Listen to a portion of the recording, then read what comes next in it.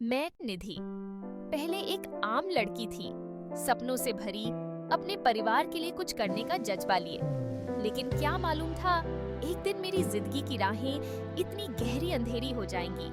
मेरे पास सिर्फ दो रास्ते बचे थे, या तो खुद को हार मानकर खत्म कर दूं, या वो सब करूं जिससे मुझे ही नफरत थी। स्लो फ्लैशबैक दिखता है।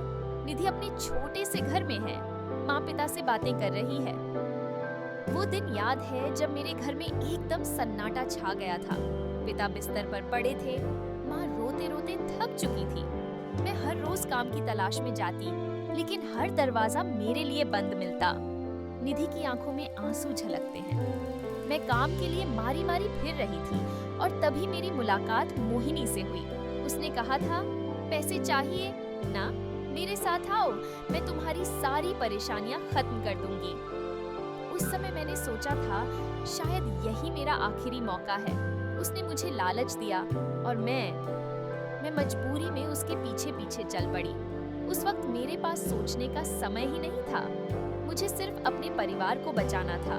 तो एक सवाल बार बार मन में आता, क्या मैं वही निधि हूँ जो कभी अपने सपनों की बात करती थी, या मैं अब सिर्फ एक बाजार की कठपुतली बन गई हूँ? मुझे लगा मैं इस जिंदगी से निकल पाऊंगी, लेकिन बाजार के बंधन इतने मजबूत थे कि हर कोशिश नाकाम हो रही थी। लोग मुझे तिरस्कार भरी नजरों से देखते, कोई समझने की कोशिश नहीं करता कि मेरे पीछे की कहानी क्या थी। निधि की आंखों में बेबसी साफ झलकती है।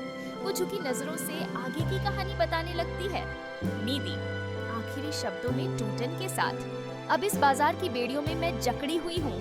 मेरी मर्जी से कुछ भी नहीं होता। मैंने अपने सपने, अपनी इज्जत और अपना वजूद सब खो दिया। अब मेरे पास बस एक सवाल है, क्या मैंने अपनी किस्मत को हार मान ली, या ये मेरी मजबूरी थी?